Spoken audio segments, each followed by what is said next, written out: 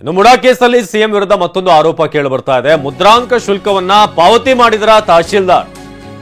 ಮುಡಾ ಕೇಸ್ನಲ್ಲಿ ಸಿಎಂ ವಿರುದ್ಧ ಮತ್ತೊಂದು ಗಂಭೀರ ಆರೋಪ ಕೇಳಿ ಬರ್ತಾ ಇರೋದು. ಮುದ್ರಾಂಕ ಶುಲ್ಕವನ್ನ ತಹಶೀಲ್ದಾರ್ ಪಾವತಿ ಮಾಡಿದ್ರ. ಸಾಮಾಜಿಕ ಜಾಲತಾಣದಲ್ಲಿ ದೂರುದಾರ ಸ್ನೇಹಮಯಿ ಕೃಷ್ಣ ಒಂದು ಪೋಸ್ಟ್ ಅನ್ನ ಹಾಕಿದ್ದಾರೆ. ಮತ್ತೊಂದು ಸಾಕ್ಷಿಯನ್ನ ನೀಡಿದ್ದಾರೆ ದೂರುದಾರ ಸ್ನೇಹಮಯಿ ಕೃಷ್ಣ. ತಹಶೀಲ್ದಾರ್ ಮುದ್ರಾಂಕ ಶುಲ್ಕವನ್ನ ಪಾವತಿ ಮಾಡಿರುವಂತಹ ಆರೋಪ, ಮತ್ತೊಂದು ಕ್ರಯಪತ್ರದ ಉದಾಹರಣೆಯನ್ನ ನೀಡಿ ಆರೋಪ ಮಾಡಿದ್ದಾರೆ.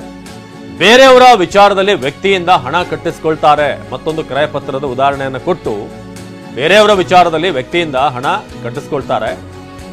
ಆದ್ರೆ ಸಿಎಂ ಪತ್ನಿ ವಿಚಾರದಲ್ಲಿ ತಹಶೀಲ್ದಾರ್ ಅವರೇ ಹಣ ಪಾವತಿ ಮಾಡಿದ್ದಾರೆ ಅಂತ. ಬೇರೆ ಸಾಮಾನ್ಯ ಜನ ಆದ್ರೆ ಅವರೇ ಯಾರು ಅಪ್ಲೈ ಮಾಡಿರ್ತಾರೆ ಅವರೇ ಕಟ್ಟಬೇಕು. ಆದ್ರೆ ಇಲ್ಲಿ ತಹಶೀಲ್ದಾರ್ ಹಣ ಪಾವತಿ ಮಾಡಿದ್ದಾರೆ ಅಂತ ಸಾಮಾಜಿಕ ಜಾಲತಾಣದಲ್ಲಿ ಸ್ನೇಹಮಯಿ ಕೃಷ್ಣ ಅವರಿಂದ ಪೋಸ್ಟ್ ನೋಡಿ. ಇದೇ ಪೋಸ್ಟ್ ಅದು. ಸ್ನೇಹಮಯಿ ಕೃಷ್ಣ ಅವರು, ನಿಮ್ಮ ಪ್ರಭಾವ ಎಷ್ಟು ಮಟ್ಟಿಗಿದೆ ಅನ್ನೋದಕ್ಕೆ ಮತ್ತೊಂದು ಸಾಕ್ಷಿ ಕೊಡ್ತಾ ಇದ್ದೀನಿ. ಈ ಸಾಮಾನ್ಯವಾಗಿ ನೋಂದಣಿ ಮಾಡಿಸ್ಕೊಳ್ಬೇಕಾದ್ರೆ ಸಂಬಂಧಪಟ್ಟಂತ ಶುಲ್ಕವನ್ನು ಅವರೇ ಕಟ್ಟಬೇಕಾಗಿರುತ್ತೆ. ಆದರೆ ಸಿದ್ದರಾಮಯ್ಯನವರ ಪತ್ನಿ ಶ್ರೀಮತಿ ಪಾರ್ವತಿ ಅವರ ಕ್ರಯಪತ್ರ ಗಮನಿಸಿ ಮುಡಾದ ವಿಶೇಷ ತಹಶೀಲ್ದಾರ್ ಮುದ್ರಾಂಕ ಶುಲ್ಕ ಪಾವತಿ ಮಾಡಿದ್ದಾರೆ ಅನ್ನೋದು ಖಚಿತವಾಗಿ ತಿಳಿದು ಬರುತ್ತೆ. ನನ್ನ ಆರೋಪಕ್ಕೆ ಇದಕ್ಕಿಂತ ಸಾಕ್ಷಿ ಬೇಕಾ ಸಿದ್ದರಾಮಯ್ಯನವರೇ? ರಾಜ್ಯದ ಜನತೆಗೆ ನೀವೀಗ ಉತ್ತರಿಸಿ ಅಂತ ಈಗ ಮತ್ತೊಂದು ಪೋಸ್ಟ್ ಅನ್ನ ಮಾಡಿದ್ದಾರೆ. ಸೊ ಮುಡಾ ಪ್ರಕರಣದಲ್ಲಿ ತಮ್ಮ ಪ್ರಭಾವ ಬೀರಿಲ್ಲ ಅಂತ ಹೇಳ್ತಿರುವಂತಹ ಸಿದ್ದರಾಮಯ್ಯನವರಿಗೆ ನಾನು ಮತ್ತೊಂದು ಸಾಕ್ಷಿಯನ್ನ ನಿಮ್ಮ ಮುಂದೆ ಇಡ್ತಾ ಇದ್ದೀನಿ. ಮುದ್ರಾಂಕ ಶುಲ್ಕವನ್ನ ತಹಶೀಲ್ದಾರ್ ಕೈಯಲ್ಲಿ ನೀವು ಪೇ ಮಾಡಿಸ್ಕೊಂಡಿದ್ದೀರಾ ಅಂತ ನೋಡಿ, ಅಲ್ಲಿ ಗಮನಿಸಬಹುದು. ಅದೇ ರೀತಿ ಮಂಜುನಾಥ್ ಅವರ ಮುದ್ರಾಂಕ ಶುಲ್ಕ ಪಾವತಿ ಮಾಡಿದ್ದಾರೆ ಅನ್ನೋದ್ರ ಬಗ್ಗೆ ಕೂಡ ಅಲ್ಲಿ ತಿಳಿಸಲಾಗಿದೆ. ಸಿದ್ದರಾಮಯ್ಯನವರ ಪತ್ನಿ ಶ್ರೀಮತಿ ಪಾರ್ವತಿ ಅವರ ಕ್ರಯಪತ್ರ ಗಮನಿಸಿ ಮುಡಾದ ವಿಶೇಷ ತಹಸೀಲ್ದಾರ್ ಮುದ್ರಾಂಕ ಶುಲ್ಕವನ್ನ ಪಾವತಿ ಮಾಡಿದ್ದಾರೆ ಅಂತ ಸ್ನೇಹಮಯಿ ಕೃಷ್ಣ ಒಂದು ಪೋಸ್ಟ್ ಹಾಕಿದ್ದಾರೆ. ಇನ್ನು ದಾಖಲೆ ಕೂಡ ಬಿಡುಗಡೆ ಮಾಡಿದ್ದಾರೆ.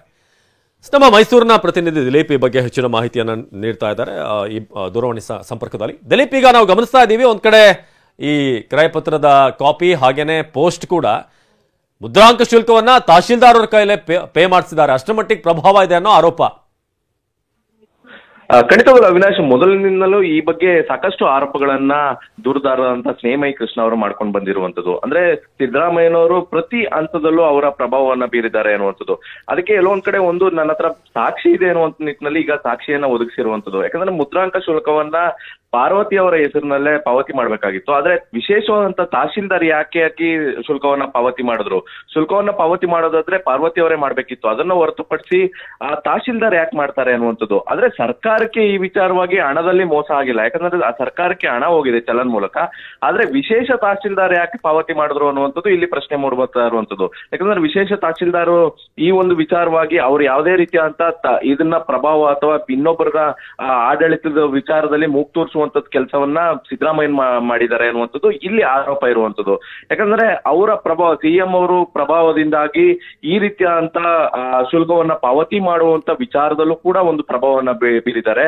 ಯಾಕಂದ್ರೆ ಶುಲ್ಕವನ್ನ ಪಾವತಿ ಮಾಡ್ಲಿಕ್ಕೆ ಮೂಡ ಕಚೇರಿಗೆ ಹೋಗ್ಬೇಕಾಗಿತ್ತು. ಮೂಡ ಕಚೇರಿಗೆ ಹೋಗಿ ಅಲ್ಲಿ ಚಲನ ತೆಗೆದುಕೊಂಡು ಫಿಲ್ ಮಾಡಿ ಶುಲ್ಕವನ್ನ ಪಾವತಿ ಮಾಡ್ಬೇಕಾಗಿರುತ್ತೆ. ಆದ್ರೆ ಅದನ್ನ ಮಾಡದೆ ವಿಶೇಷ ತಹಶೀಲ್ದಾರ್ ಕಡೆಯಿಂದ ಮಾಡಿಸಿದ್ದಾರೆ ಅನ್ನುವಂಥದ್ದು ಇಲ್ಲಿ ಪ್ರಮುಖವಾದಂತ ಸಾಕ್ಷಿಯನ್ನ ಕೊಟ್ಟಿರುವಂತದ್ದು. ಒಟ್ಟಾರೆಯಾಗಿ ಪ್ರತಿ ಹಂತದಲ್ಲೂ ಪ್ರಭಾವ ಬೀರಿದ್ದಾರೆ ಅನ್ನುವಂಥದ್ದು ಈ ಹಿಂದೆಯಿಂದಲೂ ದೂರದಾರದಂತ ಸ್ನೇಹಮಯಿ ಕೃಷ್ಣ ಅವರು ಏನ್ ಮಾಡ್ಕೊಂಡು ಬಂದಿದ್ರು.